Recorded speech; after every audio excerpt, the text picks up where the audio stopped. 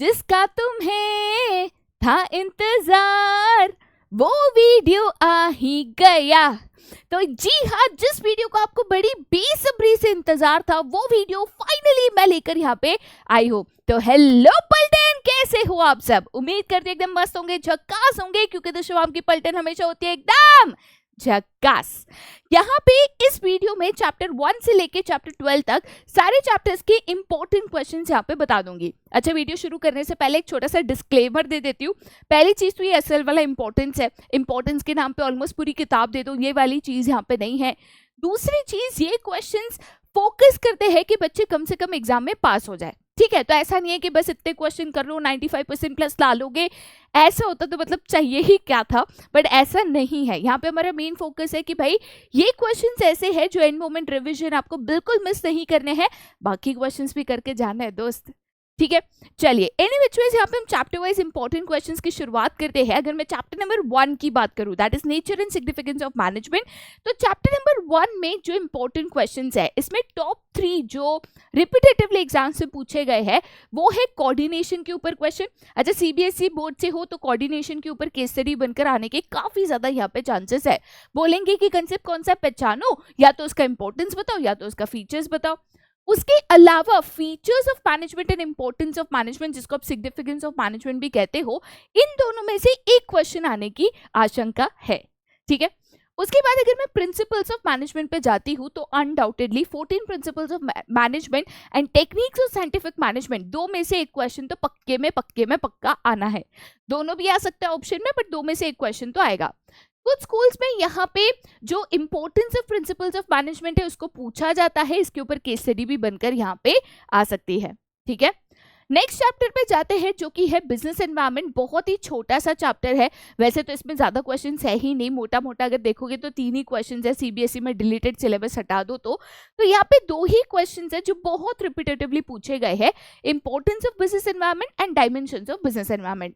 कभी कभी इंपॉर्टेंस के बदले फीचर्स भी पूछे जा सकते हैं, हो सके तो उसको भी करके चले जाना।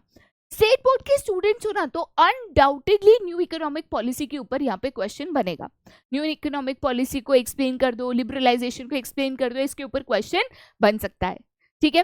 चैप्टर 4 प्लानिंग की बात करें तो 3 जो मेरे टॉप मोस्ट प्रायोरिटी वाले क्वेश्चंस है, उसमें एक प्लानिंग का प्रोसेस है। प्लानिंग प्रोसेस पे जनरली किस तरीके के क्वेश्चंस आता है, आइडेंटिफाई कौन सा फंक्शन ऑफ मैनेजमेंट है और उसका प्रोसेस बता दो, या तो फर्स्ट 4 स्टेप्स बताए हैं आगे के स्टेप्स बता दो, या तो जो स्टेप्स बताए हैं उसके पहले वाले स्टेप्स बता दो। जनरली इस तरीके के क्वेश्चंस केस स्टडी के तौर पे प्लानिंग प्रोसेस पे बनकर आ जाता है। उसके अलावा अगर मैं लिमिटेशंस की बात करूं, तो इंटरनल लिमिटेशंस ऑफ प्लानिंग जो है उसके ऊपर भी बहुत बार, कईयों बार यहाँ पे क्वेश्चन पूछा गया है। टाइप्स ऑफ प्लान के ऊपर केस स्टडी बनकर आ सकता है, बहुत ज्यादा टाइप्स ऑफ प्लान के ऊपर क्वेश्चन बनकर नहीं आए हैं, बट फिर भी इंपॉर्टेंट है, आप करके चले जाना, ठीक है? चलिए, अगर मैं नेक्स्ट चैप्टर की बात करती हूँ, देखो बेटा, ऑर्गेनाइजिंग, स्टाफिंग, डायरेक्टिंग, ये थोड़े बड़े चैप्टर्स है, इसमें ज्यादा क्वेश्चंस है, फिर भी जितने कम क्वेश्चंस मैंने करने की कोशिश कर पाई हूँ उतना मैंने यहाँ पे करा है। ऑर्गेनाइजिंग चैप्टर की बात करें तो फंक्शनल एंड डिविजनल स्ट्रक्चर बहुत इंपॉर्टेंट है, चाहे आप ब्रीफ क्वेश्चन बोलो या फिर केस स्टडी बोलो। Identify the organisational structure, state any 3 advantages, identify the organisational structure, state any 3 limitations, ऐसे वाले क्वेश्चंस बनकर केस स्टडी के तौर पे आ जाते हैं। उसके अलावा अगर आप यहाँ पे स्टेट बोर्ड स्टूडेंट हो तो distinguish between functional and divisional structure भी पूछा जा सकता है।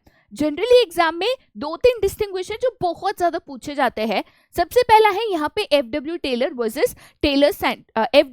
वर्सेस हेनरी फ्योल का।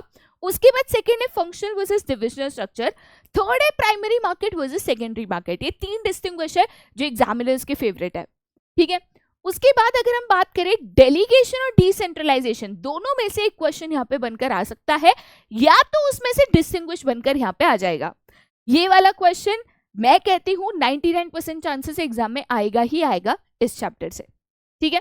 उसके बाद अगर हम स्टाफिंग की बात करें तो एक तो प्रोसेस ऑफ स्टाफिंग है, अगर इसमें अलग अलग तरीके के क्वेश्चंस बन सकते हैं। आइडेंटिफाई द कंसेप्ट, कौन सा फंक्शन है उसका प्रोसेस बनाओ, एंड सो ऑन।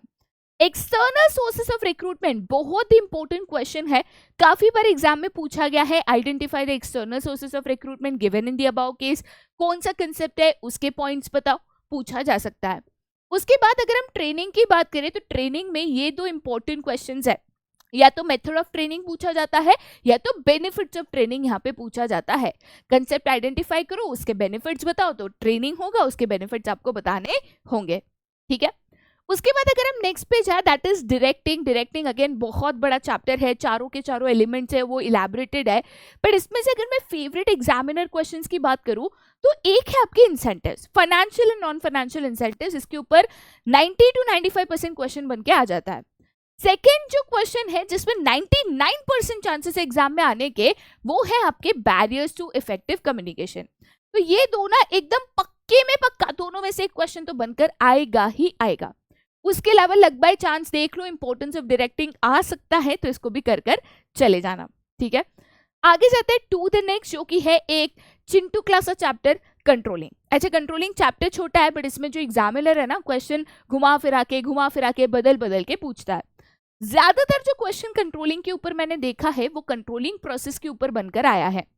प्रोसेस की अगर हम बात करें तो प्रोसेस में और एक जो प्रोसेस के बीच में से क्वेश्चन आता है, that is techniques of controlling.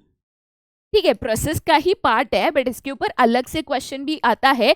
एक है मैनेजमेंट बाय एक्सेप्शन एंड दूसरा है क्रिटिकल पार्ट कंट्रोल, है ना। तो KRAs है, जो की रिजल्ट एरियाज है, उसको देखना है, उसमें कंट्रोलिंग करनी है। Management by exception, if you try to control everything you will end up controlling nothing. इसके ऊपर सेपरेट वाला क्वेश्चन भी बनकर आता है। ठीक है, अगर ये नहीं पूछा तो या तो इंपॉर्टेंस या तो relationship between planning and controlling पूछ लेंगे। Relationship between planning and controlling के ऊपर ज्यादातर ब्रीफ क्वेश्चन आता है, जैसे बोलते हैं कि planning and controlling are inseparable twins, elaborate. ठीक है, और explain the relationship between planning and controlling, ऐसे पूछा जा सकता है। राइट, आगे जाते हैं टू द नेक्स्ट, जो कि है आपका यहाँ पे पार्ट बी, जिसमें पहला चैप्टर है financial management. Again financial management में से कौन सा क्वेश्चन आएगा, बहुत घुमा फिरा के यहाँ पे पूछा जाता है, बट फिर भी मैंने कोशिश की है थोड़ा सा इसको शॉर्टलिस्ट करने की। राइट, एक फेवरेट क्वेश्चन है फैक्टर्स अफेक्टिंग डिविडेंड डिसीजन। अगर मैं तीनों फैक्टर्स बोलूं ना, factors affecting investment decision, dividend decision and financing decision, generally dividend decision लोग प्रेफर करते हैं पूछना। सेकेंड प्रेफर करते हैं that is factors affecting capital structure of a company. अच्छा, ऐसे वाले क्वेश्चंस पे 10, 12, 14, 16 पॉइंट्स होते हैं, सारे करके नहीं जाने होते हैं अगर ब्रीफ क्वेश्चन आए, बट इसमें ना केस स्टडी अगर आ गया तो आपको पता होना चाहिए वो कौन सा पॉइंट है। ठीक है, उसके बाद इंपॉर्टेंस ऑफ फाइनेंशियल प्लानिंग के ऊपर क्वेश्चन पूछा जा सकता है, या तो फिक्स्ड एंड वर्किंग कैपिटल के फैक्टर्स अफेक्टिंग होंगे। ठीक है, again fixed and working capital में बहुत सारे कॉमन फैक्टर्स है, जैसे कि नेचर ऑफ बिजनेस है, साइज ऑफ बिजनेस है, टेक्निक यूज है। कॉमन फैक्टर्स भी आप चाहो तो लर्न करके जा सकते हो, बट केस स्टडी बन के आया तो आपको फैक्टर आइडेंटिफाई करना होगा। जनरली इसमें कोई बहुत 100% गारंटी वाला क्वेश्चन मैं नहीं बता पाती हूँ, क्योंकि इसमें बहुत ज्यादा चेंज कर करके क्वेश्चन पूछा जाता है। न्यूमेरिकल्स की बात करें, बहुत रेयर केसेस में न्यूमेरिकल आता भी है तो ऑप्शन में आता है, बट न्यूमेरिकल्स बहुत इजी है, स्कोरिंग है, ऑप्शन में आया तो उसको अटेम्प्ट जरूर करना है, इसके लिए प्रैक्टिस करके चले जाना। ठीक है, उसके बाद अगर मैं नेक्स्ट चैप्टर पे जाती हूँ, that is financial markets. Financial markets में टू मोस्ट फेवरेट टॉपिक्स अगर मैं कहूँ तो वो है सेबी एंड स्टॉक एक्सचेंज। या तो फंक्शंस ऑफ सेबी पूछेंगे या तो स्टॉक एक्सचेंज के फंक्शंस पूछेंगे। आइदर ऑफ इट में से एक तो मतलब आ ही जाता है, ये दोनों में से एनी वन। ठीक है, उसके अलावा वेरी वेरी इंपॉर्टेंट क्वेश्चंस, मतलब जो ज्यादातर पूछा जाता है वो है trading procedure in stock exchange, and जो डिस्टिंग्विश मोस्ट फेवरेट है that is primary versus secondary market. ठीक है, चलिए आगे चलते हैं to the next chapter, that is marketing management. Again बहुत ही बड़ा चैप्टर है, बहुत सारे इसमें क्वेश्चंस है, हो सके उतना कम करने की कोशिश करिए। मार्केटिंग मैनेजमेंट की बात करें तो एक मोस्ट फेवरेट चैप्टर है that is functions of marketing, या the functions of marketing management. उसके बाद मार्केटिंग मैनेजमेंट फिलॉसफी है। ठीक है, जैसे सेलिंग कंसेप्ट क्या है, प्रोडक्शन कंसेप्ट क्या है, प्रोडक्ट कंसेप्ट क्या है, मार्केटिंग कंसेप्ट क्या है। ठीक है, सोशियो मार्केटिंग कंसेप्ट क्या है, सोसाइटल मार्केटिंग जिसको कहते हैं। उसके अलावा functions of packaging and factors affecting pricing decision. ज्यादातर इसके ऊपर रिपीटेटिव क्वेश्चंस पूछे गए हैं अभी तक। राइट, चलिए आगे जाते हैं to the next, that is consumer protection.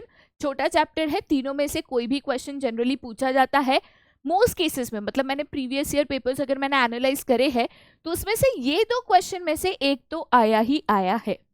ठीक है, बट तीनों क्वेश्चन करके चले जाना, तीनों में से एक क्वेश्चन पक्के में पक्का आएगा। तो करीबन मतलब अगर आप देखोगे तो लेस देन 4 क्वेश्चंस पर चैप्टर, अगर आप एवरेज भी निकालोगे ना 12 के 12 चैप्टर्स का, तो लेस देन 4 क्वेश्चंस पर चैप्टर मैंने देने की कोशिश की है। करीबन 40-43 क्वेश्चंस पे आपका पूरा सिलेबस यहाँ पे कंप्लीट हो जाएगा। अगर 5-6 चैप्टर्स आ रहे हैं, पार्ट 1 आ रहा है, दैट इज 8 चैप्टर्स, ठीक है, तो करीबन 24-26 क्वेश्चन करोगे तो उसमें आपका यहाँ पे कंप्लीट हो जाएगा। कोशिश करी है जितने कम क्वेश्चंस हम कर पाए repetitively, previous year papers analysis करके, सैम्पल पेपर्स एनालिसिस करके, स्कूल के पेपर्स एनालिसिस करके, जो भी रिपीटेटिव क्वेश्चंस है उसको देने की। बट अगेन मैं बताती हूँ, ये क्वेश्चंस आपको 95 प्लस शायद ना ला दे पाए, तो इसलिए पूरी तैयारी करके जाना बहुत ज़्यादा ज़रूरी है। बट जो बच्चे एंड मोमेंट तैयारी करने बैठते हैं या सोचते हैं कि एंड मोमेंट कौन से क्वेश्चन रिवाइज करें, उनके लिए ये बहुत ही फायदेमंद साबित होगा। ठीक है, उम्मीद करती हूँ ये वीडियो आपको आपके एग्जाम्स में जरूर मदद करेगा। बाकी आज के लिए यहीं पे bye bye, see you, take care and have a nice day.